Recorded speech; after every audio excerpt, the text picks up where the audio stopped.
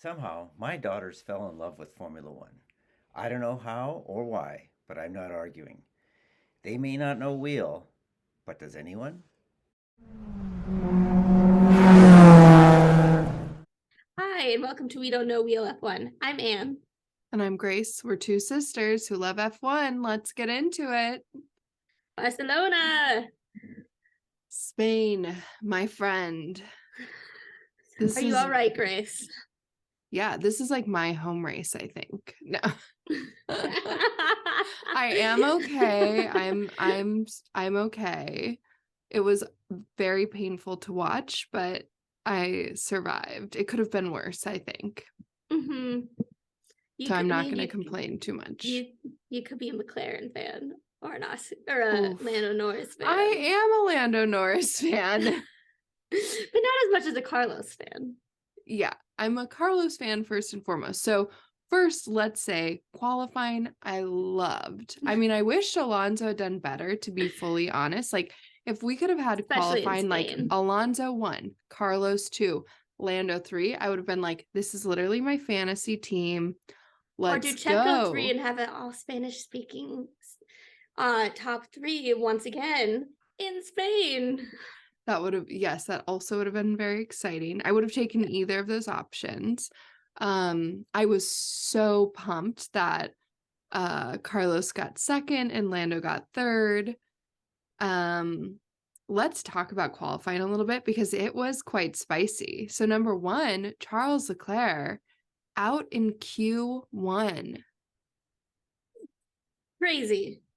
Like truly crazy. So he has said afterwards that it felt like there was something really wrong with the car, where he's saying every time he turned left, it like felt super weird and wrong and off. And apparently after qualifying, Ferrari took apart the entire car, couldn't figure anything out, and so essentially just like replaced the back half of the car for the race. Yes, and that's why he had to start from the pit lane, right? Yeah. Which Logan Sargent also started from the pit lane, so didn't really change his starting position. No. But yeah, poor Carlos. And I also think that poor Charles. Did I say Carlos? Poor Carlos. Yeah. Oh my gosh. They're basically the same person. My brain is really on summer vacation right now. One for the French girls, one for the Spanish girls. Yeah, poor Charles. But also then doesn't that make you be like, okay, so is it just the upgrades that they brought that Charles can't really like wrap his head around? I think there was something wrong with his car. I also think that it was a very, very tricky qualifying because Track Revolution was crazy because the rain had like washed away a lot of the rubbering in of the track, and people really struggled to get their tires in exactly the right like temperature frame, or that like Checo was saying afterwards that that's what he was struggling with and why he wasn't able to get through to Q3. So I think it was just like all around a really tricky qualifying where a few people like really got it right, and it seems like somehow that was helping McLaren, because I mean they qualified 3rd and 9th. Yeah, what did you think about there was an interview after, I think you sent it to me, with Lando after the race that I thought was very harsh, because the interviewer asked Lando, like, do you regret what you did into turn 1, where basically he had contact with Hamilton, lost part of his front wing, had to pit, it ruined his whole race. And he was like, no, like, that's a race. 1, I think he was not really at fault there, but 2, it's like either of them it's a racing incident. Like, he needs to go for it. That seemed like a little bit of a wild, and what a perfect question for Lando, because he's never going to be like, that's just not his style. I feel like he's not self-reflective in that sense, right? He's just like, if I don't go for it, what is the point of me being here? Yeah. Like, he's not here to be like, oh, if only. So he was like, no, I would have done nothing different. And then they asked him, like, basically he ended up saying, I think the fact that I qualified so well really put people's expectations in the wrong place, because we know the McLaren is like the 6th or 7th best car on the grid. Yeah, I to me watching that interview, it seemed like a reflection of just how frustrated he is with the entire season and last season too, probably, of McLaren just struggle busting with their car, and like every once in a while something good will happen, but it's never a true reflection of their car getting better. It's not a very good car right now. Yeah. Which, and it's pretty impressive that him and Piastri are doing so well in qualifying. Yeah, and I think, and in the race, if I was Lando, it would really make me seriously consider, do I want to stay in McLaren when my contract is up? Because they've got to be able to make improvements and figure out what's wrong with this car. Like, Lando, in my opinion, is like a world championship winning caliber driver. He just doesn't have the car for it right now. And so why is he going to stick around at a team where he can't actually show that and he can't actually compete? Yeah, I think I sent something to the group chat that this is actually not about, well, it is about Lando, I guess. It was George talking about how like he's like, I don't have to worry about my seat. And you're like, what? You did not send that. Yes, I did. But not to my memory. I'm very certain I did. I think I did. Let me see.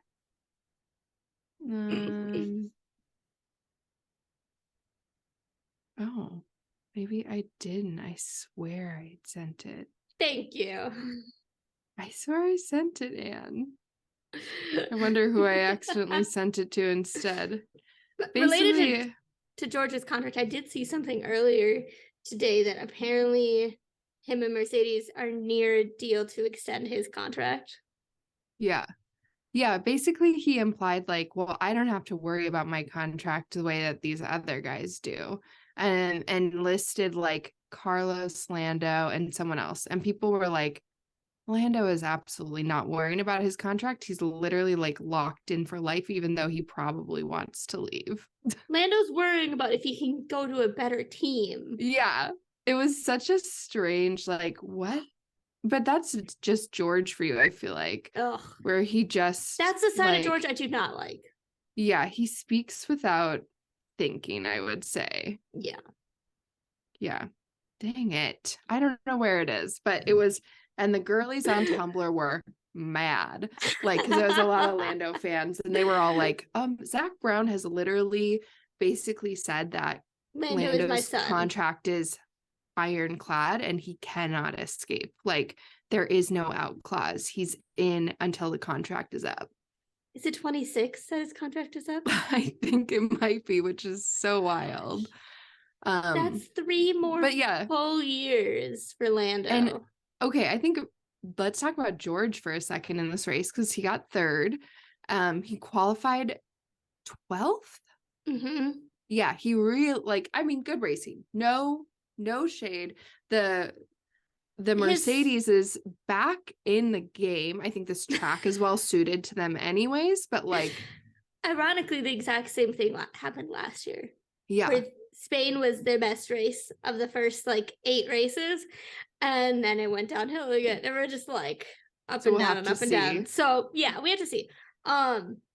George's start, is what really set him up to actually get a good result. And there were some commentators afterwards that saying it's so impressive for George to finish in front of Checo, even though he started 1 place behind Checo. I was like, it's just because he had a good start and he cut off on the escape road and I'm helping him instead of hurting him, and he did not get a penalty for it.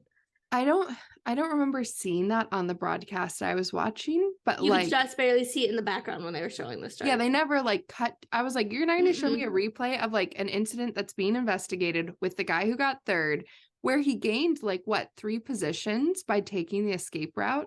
It was unclear. But and if he hadn't taken the escape route, he would have most likely lost some positions, which, like, if you need to take to an escape route to keep the positions, they're not your positions to keep. Well, yeah. I mean, besides that interesting choice in the first lap, like, he drove a really good race. It was impressive. yeah, everything Mercedes did this weekend was impressive. Mercedes one had a car that was well suited to the track. The drivers did a good job, like, managing the evolution of the track. And I think thirdly, they did a really good job with tire management. Yeah, it was impressive how long they were able to take those soft tires in the beginning. Yeah. Super impressive. That was, I full respect for not my team. They did a good job. But George was like in classic George form, where he was constantly like, is it raining out here? I think it's spitting. And then hilarious. It was like, it's literally his own sweat. Or like, did you hear his whole explanation them, like, afterwards? Yeah, he had hair sticking out of the balaclava. Yes. Yeah. Which, how do you not, like, have every single part of your routine down so you do without thinking, including putting your hair behind your balaclava? I don't know. I can see how that happens. Like, it slips out. Yeah, it was funny though. It was really funny. Yeah, but yeah, he was fully like trying to manage the race from the car again. Always. And then let's talk a little bit about Aston Martin. I'm saving Ferrari for last because it's so horrifying. Aston Martin. Lance Stroll had a good day. Yeah, I mean, but he had a good day because Alonso had a bad day. Like, not that he didn't have. I don't know if it's necessarily a bad day. It's just a, like, not great day like he has been having. Yeah, and I think, like, it may, like, I think that people were like, Lance out-qualified him, and it's like, because his car had damage, like, not because Alonso didn't have the pace. Yes. So Alonso got out-qualified, and then just didn't really seem to have the pace the whole race. Yeah. It seemed like it was sometimes somewhat difficult to pass on the track unless you had a, like, real either car advantage or tire advantage. Yeah, the tire advantage seemed very helpful, obviously. Yes. Yeah, really, really helpful. The newer the tires, the easier the pass. I also think that if Lance Stroll was not Lawrence Stroll's dad, Alonso would have gone up into 6th. Oh, for sure. For sure. But then I'm also like, I feel like people were really coming for Lance. Like, he should feel bad about himself that Alonso is, like, holding back for him. And then people being like, what is Alonso becoming? But it's also like, not everyone, like, competes in the same way. And this is definitely out of the norm for Fernando Alonso, right? Like, his way is usually hyper competitive with his teammate to the point where they hate each other. But just because he's trying something different doesn't mean that he's no longer competitive, or that, like, Lance should feel bad or Fernando should feel bad. Like, if they knew, like, if Alonso had a feel for the car and was like, either I'm not getting above 6th place, and I think that the, like, copaesthetics of the team are more important to me, he's probably right. Like, he does benefit by having the team behind him. Yeah. So, yeah. I mean, the phrase I've heard said by lots of different commentators is, like, Alonso knows who's signing his paychecks.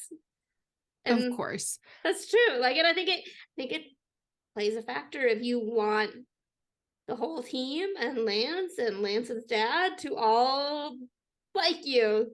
I think it feels particularly weird because it's Alonso, and Alonso is known as being a, just, like, teammate destroyer.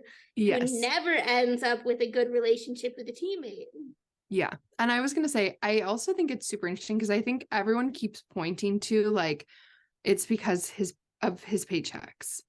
Like, it's because Lawrence owns the team. And that could be right. Like, no, neither of them have commented on the reality of that and probably never will. But I do want to point out that there like can be, I want to say like there's an evolutionary benefit to getting along, but like there's a benefit in this sport to getting along with your teammate. Like, because everything that happens with the development of the car impacts you as a driver so much, like, doesn't it seem so much smarter to make the team and your teammate like you? Yeah. Like, that's a better idea. Like, I love Fernando, but I think it was dumb the way that he like was so infighty and like underhanded with his teammates for so long, because it basically never served him. Like, he left McLaren a huge freaking mess. Ferrari was always like, and it seemed like, no. or at least the way that Drive to Survive painted it when he was at McLaren near the end of his time, it felt like he was just mad at the mess and just expected them to figure out how to fix it. And instead of being constructive, it felt like he was just mad. Yeah. Did you ever watch the Alonso documentary? I have not. I should. It was like a year before the first season of Drive to Survive. I think it's on Amazon. And it's not really that much about racing. It's way more about the development of the car and what was going on in McLaren, and McLaren was a mess. And yeah, I think it's insightful, but it makes me be like, maybe he's in therapy. Maybe he's just in therapy, guys. Maybe it's not the money, but also like, maybe it's the money. I think I heard a commentator be like, maybe he has a contract where he gets paid like based on the number of points he has, and he's already hit it. Like an extra bonus. I don't know. But I don't know. I'm like, there's so many voices in Formula One journalism these days, which is great. But I think a lot of the like F1 voices are really meh and not giving very interesting, like, because literally all the commentators are just like, he knows where he's getting his paycheck signed, or like, oh, it's probably because of money. And it's like, yeah, they're Formula One drivers too, so they have their own insight. But you're like, not everyone thinks the same way you do. Yeah, that's true. It's boring. It could be money. It could just be the fact that like he's feeling pretty happy right now because he knows he has a good car that he can consistently compete with and not major structural issues in the team. Maybe he is in therapy. Maybe he's growing and learning and evolving as a person. Who knows? Yeah. I just saw a little video of him and Max, I think, maybe on like Thursday, like press conferences on the like couch, and they were asking Fernando about his plant obsession, and Fernando was just like, well, Max and Checo were talking so much in Miami, and there were all these plants there.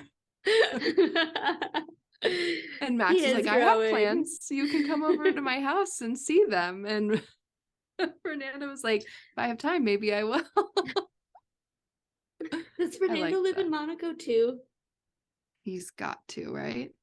You know, I looked up Fernando the other day because I just wanted to know, like, what is his childhood background? And it sounds like he comes from a very like working class family. Yeah. That's impressive. Yeah. That's and his really dad impressive. was like an amateur karter. And then I can't remember what his job was, but it was very working class. And his dad, I think, made like his dad loved karting and wanted his kids to kart, but knew that like they just didn't have the money for everything that they needed, and made it work so he could. So Fernando could, because Fernando loved it. And supposedly like started karting when he was like 3 years old, because his dad bought the kart for his older sister, and his older sister was not into it. But Fernando just jumped in and never got out. Yeah. Yeah. So I was like, you know, that's interesting too, because I feel like we constantly hear like Hamilton's story, and that's not to discount it. I'm happy to hear all of their stories, but I think Fernando almost prefers that you think of him as the villain. Well, like, he's like, I'm an outsider. Called himself like someone who's on the dark side. Yeah. And an anti-hero. But then he's so beloved by like so many drivers on the grid. Yeah. Yeah. And I think you can tell he does legit get along with the majority of the drivers. Yeah. And it does also seem like as he gets older, he has certainly like, I think his racing drive is still there, but he's mellowed in his interpersonal interactions. Yeah, I'd agree with that. Yeah. So I'm enjoying watching that process. I'm enjoying it. 41-year-old finally mellowing out. Yeah. But someone, I think after the Spanish Grand Prix asked Lance how he felt about the fact that Fernando held back. And he was basically like, why don't you ask Fernando? I don't know why it would have anything to do with that question. Which I get what he's saying. I saw that video, but I didn't see what the question was beforehand. Yeah. What he had been asked about. All I saw was saying like, why don't you ask him? And then just like being pretty obviously mad at the interviewer. Well, also it starts with him like shaking hands with Esteban, and the reporter is like, what's that about? And Lance is like, he's my friend. I feel like it's fairly well known that like Esteban's friends are Lance and Mick. Yeah. So it's a very uncomfortable interaction. It's very uncomfortable. And then the reporter is like, so how do you feel about the fact that Fernando let you have that position? And Lance is like, why don't you ask Fernando that question? Because I really had nothing to do with that, which I think that's probably the right PR response. But I'm also like, if you're worried about people thinking that you're being babied because your dad owns the team, I actually don't think the right response is to be like, why don't you ask Fernando? Leave me alone. Like, I think you actually maybe need to stand up for yourself. Right, because he could have said that, like, Fernando could have tried to overtake him, and he would have, like, he had just as much ability to put up a defensive Fernando as Fernando, has to attack on him.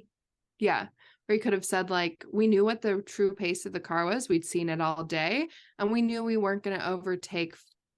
Where did they end up? 6th and 7th? So we weren't gonna overtake Carlos, so we'd rather get along. A good team result. Yeah, than to have the possibility of one or both of us getting out due to an incident. Mm-hmm. Like, it's such a simple. Yeah, I mean, we're not media trained, and we just came up with answers. Oh, okay. Speaking of media training, let's talk about Gunther Steiner getting like censured by the FIA. So perfect. Is that the right word? Censured. They got called to the steward's office. Yeah, reprimanded for violating the sporting code of the FIA, which is so interesting and so like but I think doesn't FIFA have something very similar? And it's super interesting because I think they do it in the sporting code of conduct. I don't know enough about soccer to know, but I bet they would. I think they're using like the same sporting code essentially. But really? It's super interesting because it's also like, it's not really so much about like, yeah, I guess I don't know the code well enough. So I'm just going to speak from no knowledge, a minimal amount of knowledge that I have, which is to say that I think a lot of it is protective of the financial interests of the sport, unsurprisingly. And so they basically are protective of like the FIA. So speaking out against the FIA or making any political statements that they think their sponsors will not like. So it will be like no religious statements, but it's totally okay for like Pierre to make the sign of the cross before a race on track because that won't bother anyone. Yeah. It's giving a very French vibe where it's like no religious symbols, but you could wear a cross, but not a hijab. And it's like, is that about religious symbol? Or is it about what you feel comfortable with because of your narrow worldview? Yeah. No hijabs, but like the veils that nuns wear are fine. But it was... This is me. Yeah, so Gunther got, sorry for the tangent. Yeah. Gunther got censured because... He got called by the stewards because he was making statements that were completely factually accurate. Because he was essentially saying that he didn't like the fact that in Formula One, for stewards, they don't have professionals where this is their constant job. They just have people. Essentially volunteers yes. at each track. And they are volunteers with experience in the sport. Yeah. But they volunteer, and it's like usually the stewards are specific to the track. So they're only doing it when they come to that track. And that's why there's so much variation in the way the rules are enforced from race to race. Yeah, I was slightly surprised that didn't bring up more of a like robust conversation of why is that the case? Why don't they have like professionally hired by the FIA on a rotating basis, maybe stewards, just like in the NFL, they have referees who are employed by the NFL who don't just do one game in a year. They're like, they have a schedule where they go to several different games, and like they're professionals. Why doesn't the FIA have a system like that? I think Gunther actually pointed to the fact that IndyCar does use professional stewards. Yeah. And I'm going to pull up. Which I'm sure the logistics of that are easier because IndyCar is in one country. But why can't you have like some stewards that do the North American races and some stewards that do the European races and some stewards that do the like races in like Southeast Asia and Australia? Yeah, well, I mean, and also literally like all of these teams travel all over the world. So you could hire people who literally do all the races. Like, yeah, it's possible. Yeah. Yeah. I'll just read a brief portion of his statement. Do we need a different system for the stewards? Steiner asked, because every professional sport has got professionals being referees and stuff like this. F1 is one of the biggest sports in the world, and we still have laymen deciding on the fate of people that invest millions in their careers. It's always a discussion because there's no consistency.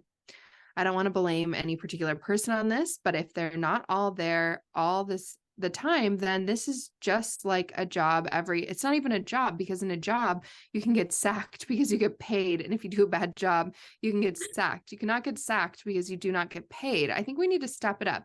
I think it's now time. We've been discussing this for years and years, and we always go back to this. Every other sport has professional referees. American racing, NASCAR, IndyCar. How many times do you hear problems with the stewards or with the race director's decisions? Very rarely. But they are doing it completely differently. There are full-time people working there. And the Formula One rule book is insane. Yeah, it's so complex. Yeah. It's so ridiculously long. Like, it would be incredibly challenging for people who aren't doing this on a consistent basis to actually fully, completely know and understand the rule book. I mean, even like last year when Max won the world championship, commentators were like looking at and reading the rule book to try and figure out, with the rain and the delayed start, what are enough points going to be awarded so he could potentially become world champion. They all got it wrong because the rule book can be confusing and it's long and complex. And if you're just having volunteers, but this is not their job on a like consistent basis, they're not going to be very good at it. Yeah. I mean, I'm right there with you. We're going to get censured by the FIA. No. And I think it's a kind of consistent complaint of people who enjoy the sport is like, why is there so much variation in the way the rules are enforced? I think that could bring up maybe Yuki's penalty. Near the end of the race, Yuki. And Zhou Guanyu is trying to overtake him, and he basically like forced him onto the runoff or the emergency exit. What is that road called, Anne? Emergency runoff. The emergency, very close. Escape road. Escape road. The escape road. And then Yuki took a 5-second penalty on that, which completely knocked him out of the points from what had been a very successful race. And I think he was gonna be 9th. Yeah. DC on the F1 like commentary was basically like, I feel like penalties like this enforced near the back of the grid are much harsher than they are when they're enforced on the front of the grid. And I think there's probably some room to say that. Like, I also, that was really, really sad. And was it you, Anne, who sent the pictures of Yuki, like, just devastated after Michael Italiano? Yeah, that was really, really sad. Which also, that poor guy has for now 3 years been dealing with a driver going through just like absolute crap and having to be there as like a personal psychologist for that driver. Yeah. I think Yuki's been having a really good year until this point. Yuki has been having a really good year, but he was going to have a really great race. So great.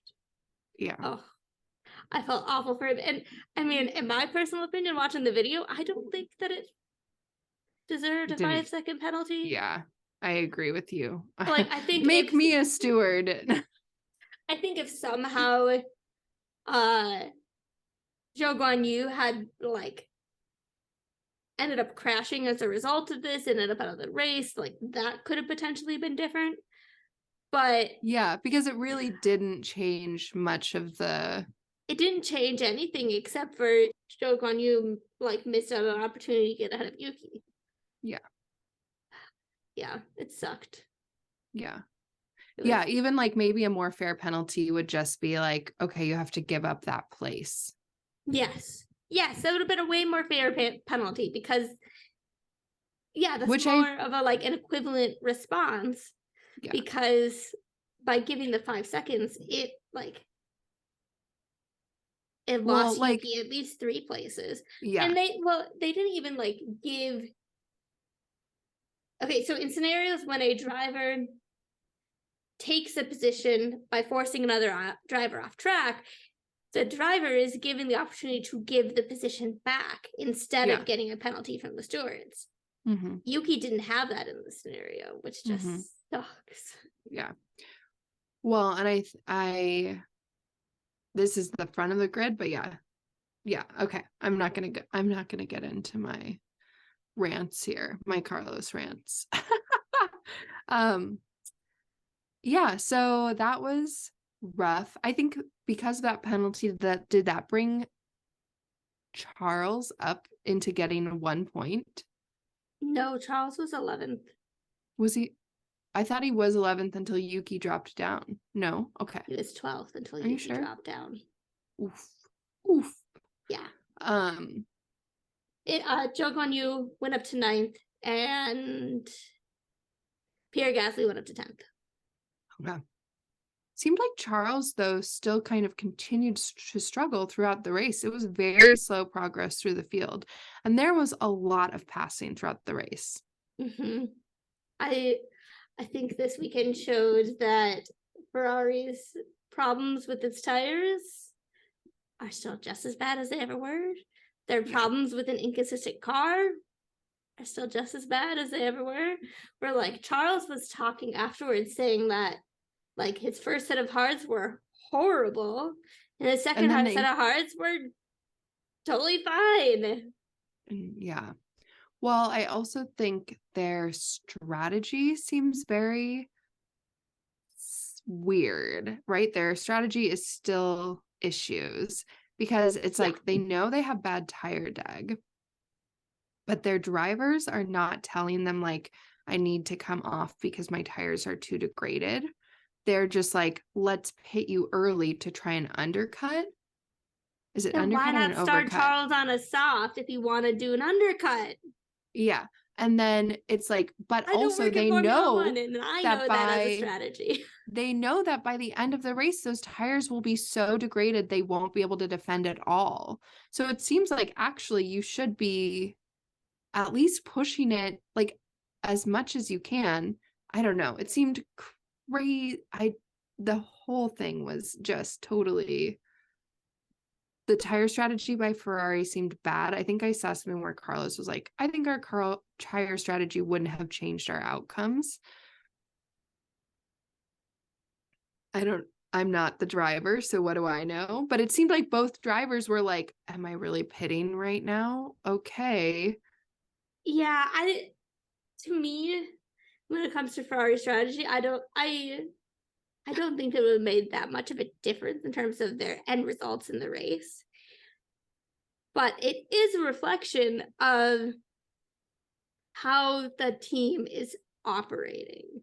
Yeah. Where they are not really taking input from their drivers. They actively overruled Charles when Charles was saying he wanted a soft for the end, and he came in and he said, we're putting it on hards. I mean, they didn't, that wasn't the phrasing that they used, but that's essentially what they did.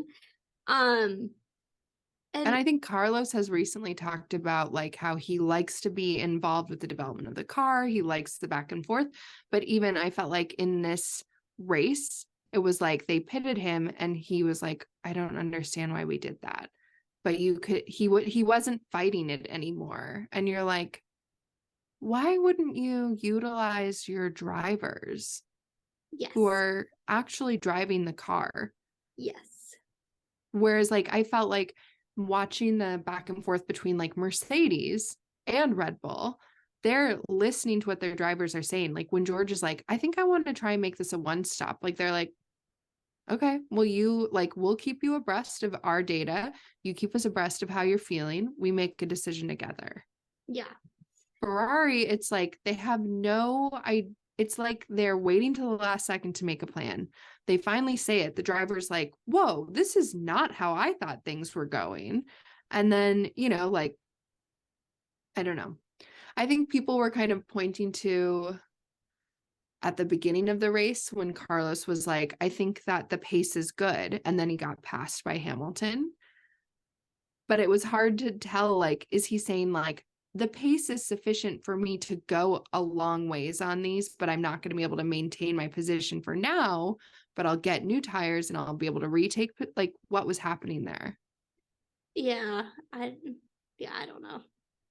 I think you're right that nothing would have changed the outcome, but it was like, you could tell that nobody's listening to them.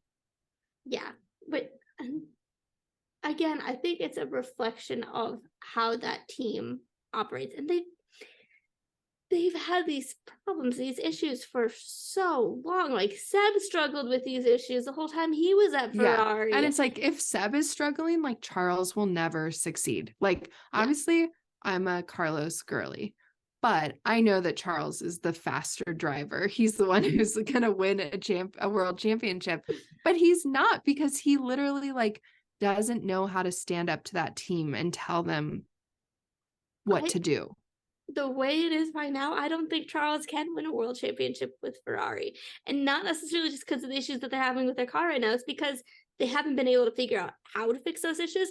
And it's because they don't have a good operating culture within their team.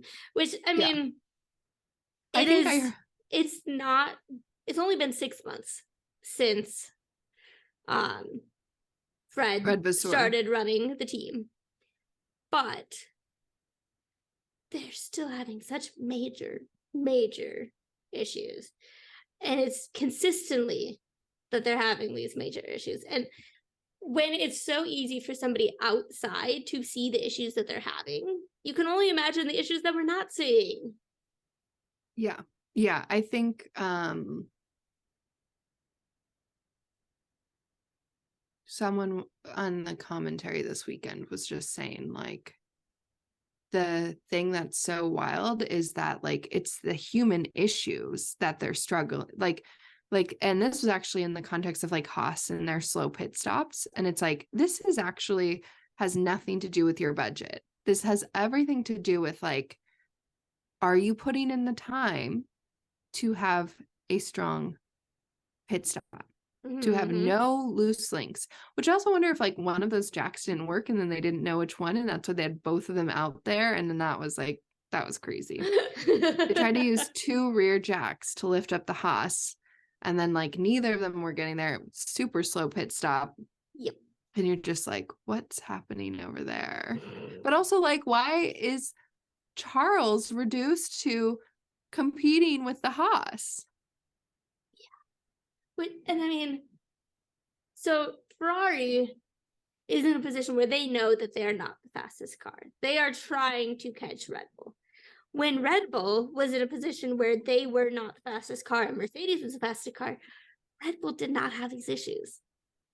Yeah. Operationally, Red Bull has been strong since the like Sebastian Vettel days. Yeah. Ferrari operationally has not been strong that entire time. I mean, you could probably make an argument that operationally Ferrari haven't been strong since Michael Schumacher. That's what I was literally just gonna say. And I think Michael Schumacher talked about how he had to like come into the team and be like, this is not right. And it's so wild because that's literally just a retelling of Niki Lauda coming into the team and being like, this is not right. What are you doing? You can't just scrape by on the fact that you're like a historically great team. It's so sad how Charles has not been able to figure out how to like get the team in shape so he has a chance of fighting for a world championship, because everyone knows how much he loves Ferrari. And like, he is their golden boy for a reason, and he is so talented in so many ways, just hasn't been able to bring that extra element, which, I mean, to be fair to Charles, Seb was never able to do that either. Yeah, like he literally was teammates with Seb. Mm-hmm. And yeah, which just makes you like, this isn't, how did Kimi Räikkönen do it? When will Kimi Räikkönen's book be coming out for me to understand? Who sent to the group chat that Christian Horner had considered an offer at Ferrari in 2022? And everyone replied like, that was a lie. Like, maybe he got an offer and maybe he took it to Red Bull to be like, you need to pay me more, but which was also a statement coming from Helmut Marko, who, if you know nothing else about Helmut Marko, he loves to stir the pot.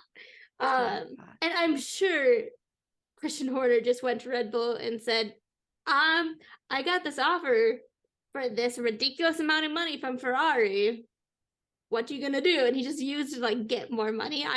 I would be astounded if he ever had actually seriously considered leaving Red Bull. Like, I think Christian Horner is going to be at Red Bull until he decides to retire or Red Bull leaves the sport. But it was a funny story. Let's talk briefly about Checo. Mm-hmm. So, struggled in qualifying. Mom and Dad called me up when we were talking about the race and they were like, what happened to Checo? Like, why did he start so low on the grid? And I was like, I have no memory of why that was. I think he just didn't put it together. What he said afterwards is he just, like, didn't get the tires in a good window, where they were overheating on his last run in Q2. And I mean, it's so close. After Max, everything is so close. But, yeah. He does consistently have more of a gap compared to Max on traditional circuits compared to street circuits. And it's been two rough weekends for him, which is a little insane how quickly the tides turn from, like, before Monaco. Most of the conversation regarding Checo was like, he's a title contender and he's got to like keep it together and keep it consistent and take the points where he can. And now there are, of course, people saying that like he should be replaced at Red Bull because he's not performing well enough. Yeah. And I mean, he still did better than Carlos, who started in second. Like, and had no incidents, just his car was not, you know. I think that's just a reflection of the Red Bull pace versus the Ferrari pace in a race trim, unfortunately. Hey, that's half the battle. If you don't have that, you're not competing, as Charles and Carlos can tell you. Yeah. I don't know. I think all Checo needs to like stop all of the conversation around him is one weekend where he qualifies either on pole or P2 behind Max, and it'll be back to and finishes the race in that same position, then things will be back to normal. Right. I think you're right. I don't think he's at risk. I'm interested in if DeVries is going to be considered to have like stepped it up enough.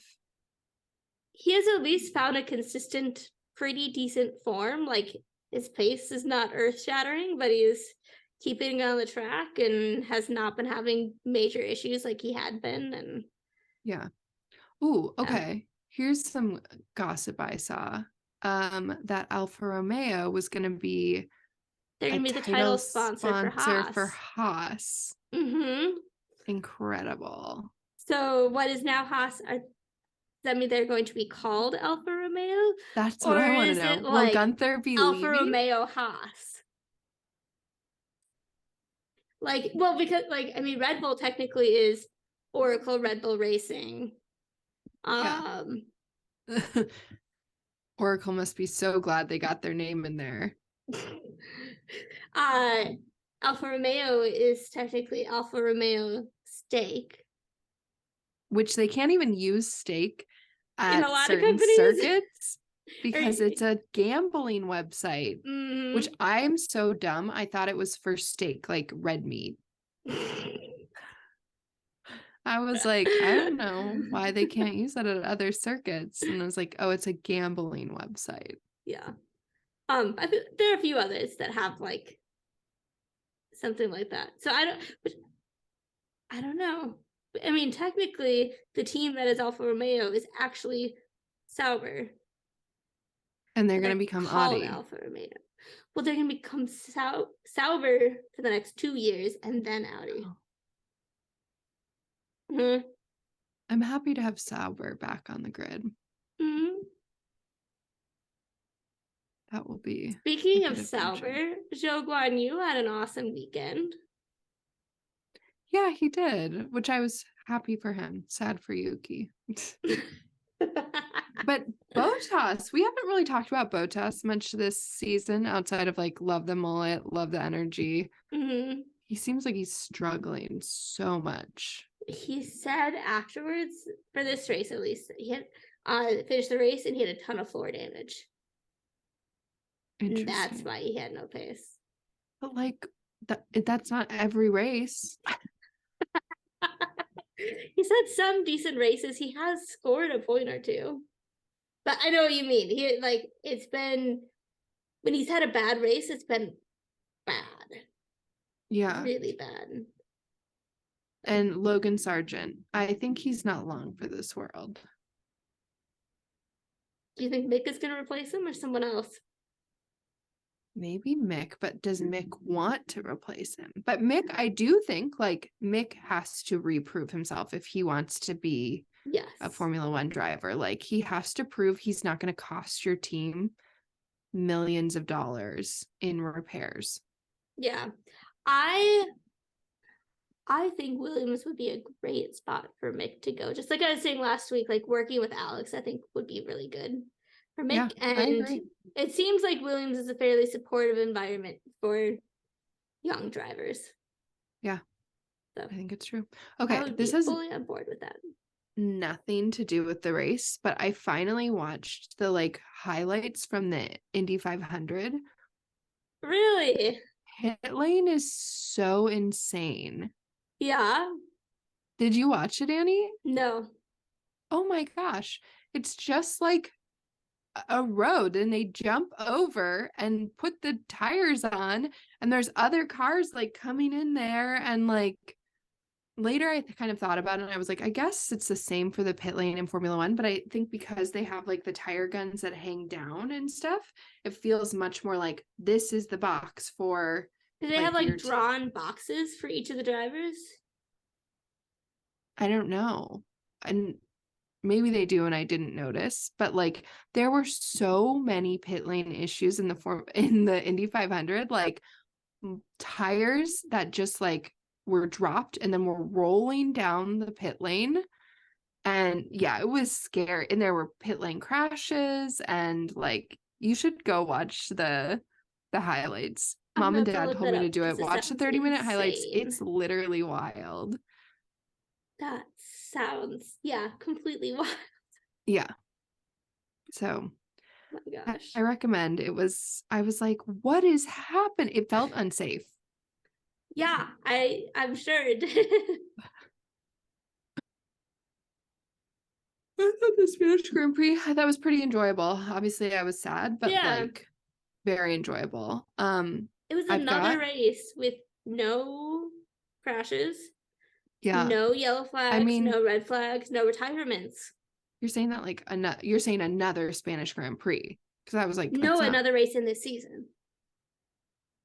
I mean, Monaco, there were plenty of crashes. No, I think it was Miami. Was exactly the same. Oh, Yeah. Second race this season. Yeah. Which is highly unusual. Oh, you know what I thought was so insane was the Max dominance, where he literally led every single lap of the race. Grand Slam, baby. I was like, okay, and then when he was like near the end of the race and he's like, what's the fastest lap? What's the fastest lap? And his race engineer was like, you're already on the edge for track limits. Just chill out. And he's like, what's the fastest lap? And then takes it. And you're like, oh my God. And did you hear tires. Yuki, his race engineer, afterwards? Yes. Saying to him, you got the fastest lap, Max. Can you just bring it home within the white lines now? And Max is just like, yeah. Just so completely unfazed by anything. Yeah. It was wild. Yeah. It's it's crazy. Okay, I feel like we should take bets on number one, what race Max is going to seal the championship. And number two, if Red Bull is gonna win every single race this year. I don't want that to be true. I think Red Bull's gonna lose one race this year. Yeah. I'd agree with that. And I don't know. However, the earliest is that you can seal the championship, I think he will. Okay, you have to pick a race.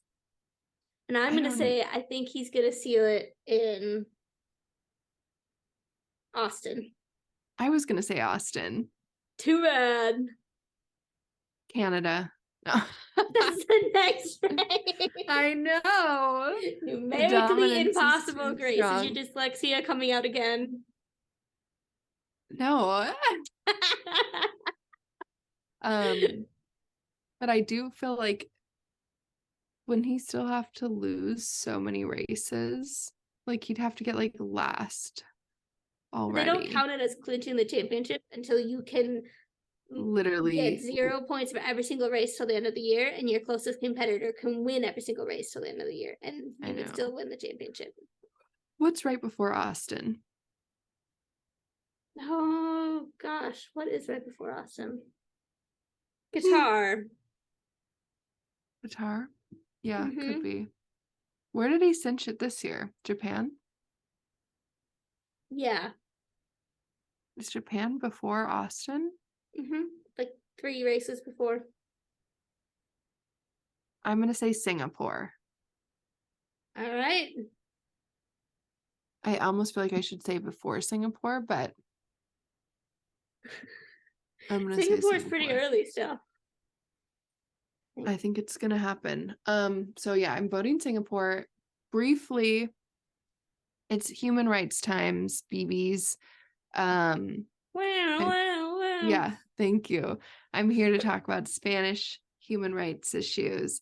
And I've done a little bit of research. I'm not the expert, but I think the biggest thing coming out of Spain are issues with the way people who are seeking refugee in Melilla are treated, which Melilla is like a little enclave in Morocco that is actually Spanish. And so it's a land bridge as a way to get to Spain and the EU out of like the continent of Africa. And so there are issues with the way people who are trying to get into Melilla are treated.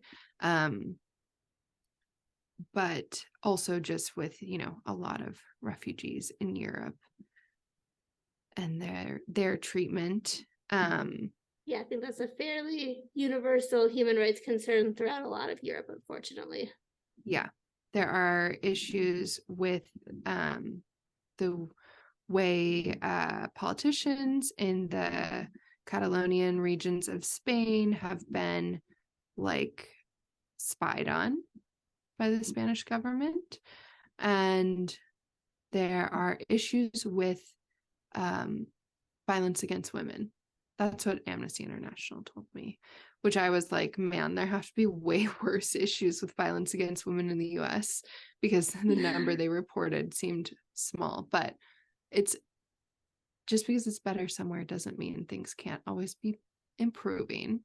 And I think my point of the whole, like this whole segment is just to say, like, every single country has issues and it shouldn't be ignored anywhere.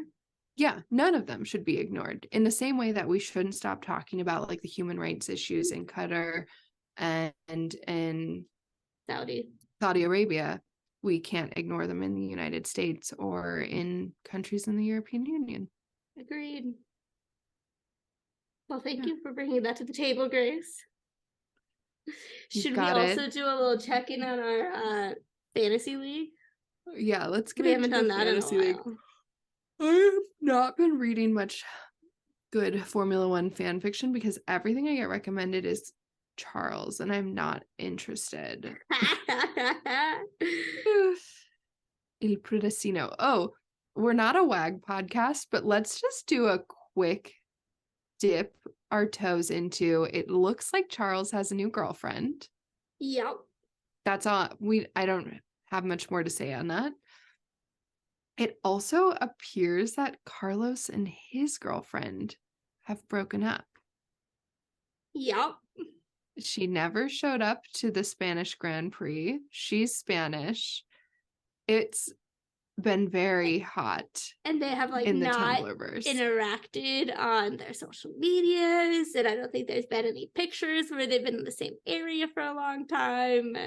But they're always like that too. That's what's so interesting is like, don't they do the thing where they like will put a picture where they both have different pictures in the same area around the same time? They've never posted pictures together, and they've never posted pictures like of the other person on their social media accounts. Mm-hmm. But even when they are doing their weird, like, this is a picture of that person and this is a picture like where we're in the same place, they still seemed to go like a month or two where they were not in the same location. That's fair. But I think the two biggest things that make me think they have broken up is, number one, that she wasn't in Barcelona, and number two, the statement that Carlos made in Spanish at an interview on, it was either Tuesday or Wednesday, where he was asked about like what he likes to do in his free time, I think. And he said, he listed several different things, and at the end he said something. He was like, I like to hang out with my dad or my dog, my family, friends. And girlfriend, if I have one, is the translation that I saw. And then I saw people debating the translation, of course. Yes. So, I don't love it. This is your window, very Grace. Messy. This is your window. Carlos, call me. Send me an email at We Don't Know Wheel F1. We can chat. So fantasy. Yeah. I am somehow still in first, even though I made some. I heard that maybe choices. I heard that you took Max Verstappen off of your team. Oh, he got put back on this week. Well, no wonder you're doing fine. Yeah. So I am still in first. But okay, so I also had like Checo and Hulkenberg. And a few other people. It was, I think, Fernando and Pierre, which Fernando and Pierre did not do as well as I expected. No, yeah. I'm just flipping back and forth between 5th and 6th in the league. Is that true? I think Actually, I'm flipping back and forth between 6th and 7th. So your two teams are flipping each other back and forth. Yes. Okay, so that's me. Second is SoCal Speed, which is that Dad. Third is Danny McPhee, Jamie. 4 is the boys. Is that Sarah? And then Ruth's dream team is Moms in 5th. And then your two teams, are flipping back and forth. I know. For 6th and 7th. And then Ruth's Fernando outliers. needs to step it up because basically all my teams are just like Fernando. Carlos. Perez needs to step it up too. I need help. I need to change my teams a little bit. Maybe I should do that right now because I can't live like this. Just put Max and give him the double DRS boost. And all your problems will be solved. Yeah, I'll bump up like the next race. Yeah, you will. Because no one else in the family puts him on their team. At least I had given Perez the 2 times boost. So but it's still not really helping me enough. Yeah. He got a good haul of points in this last race because, like, every car you pass, you get more points. Every position you make up, you get more points. Yeah, I mean, he had 54 points. He was definitely my biggest point leader. But yeah, the dominance of Max this week was insane. Yeah. Led every single practice session. Led every single lap. And got fastest lap. And won by 24 seconds. Okay, I do just want to say that if we just look at Spanish Grand Prix, who got them, like, where we are, I'm in 3rd. You're still not first. Bad. Dad's SoCal Speed, then me. Then Jamie's team, then Sarah's team, then my other team, then Mom. So I'm feeling better about that then. Mom made some choices. Mom made some choices. I think she has like both Haas boys on both of her teams. She has what? Both? Yeah, she's just out here. Okay. Out here for the vibes. She's vibing.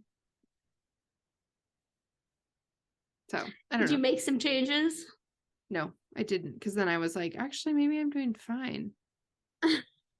Dad has just texted us and said that Emo drank orange juice after his first Indy win. I guess instead of milk. I have no idea who that is. But I respect the choice. I respect it because the milk thing is nasty. I'm gonna look up that person. Emerson Fittipaldi. It's oh yeah. I know who that is. Love it. Yeah. I'm gonna look this up. Orange juice. I did not know that his nickname was Emo. Yeah. He drank orange juice. Way better choice than milk. Yeah, I'm here for it. I think the thing about the milk that gets me is just like milk spoils. And then when it soaks into everything, it's hard to clean out. Ugh. Oh, okay. Are you ready? He got in trouble for it. I found an article from 1993 about this. Love it. Emerson Fittipaldi said on Tuesday he regrets any misunderstanding over his selection of orange juice instead of milk as his first thirst quencher.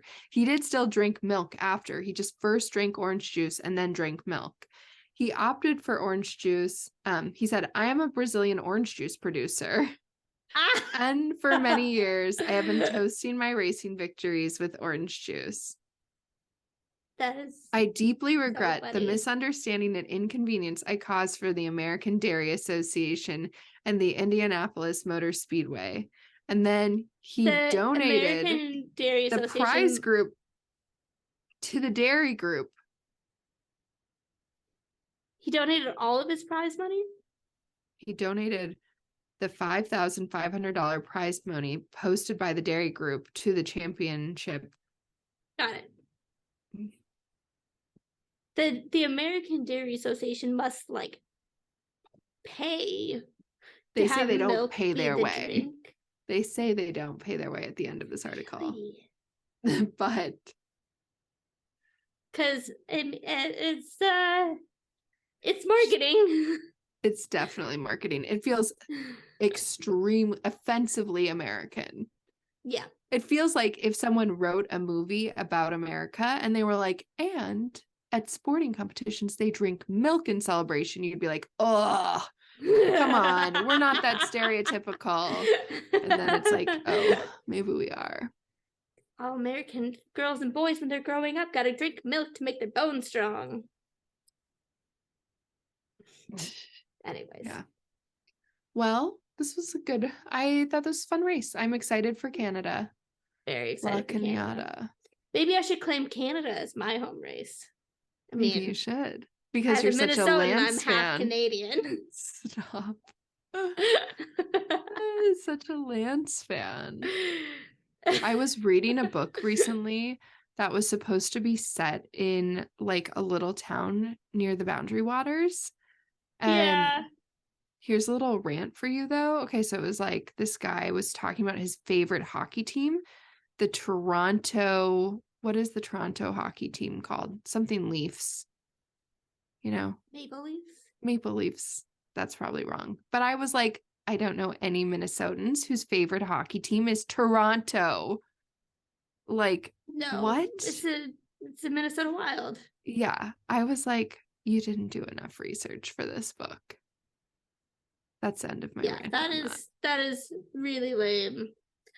You were right. Maple Leafs. What? I think you said Maple Leafs. I said they were a leaf.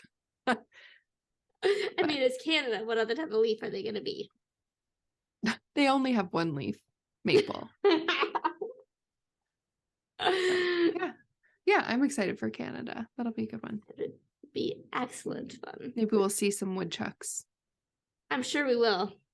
When I first saw those last year in videos, I didn't believe that it was actually real. And then I learned no, this is actually a thing that Huge happens problem on the Montreal track. So wild. Yeah, fun times. Thank you for joining us, everybody. And subscribe, follow social media, and we'll be back in a couple weeks with Canada. Woo! Bye. Bye.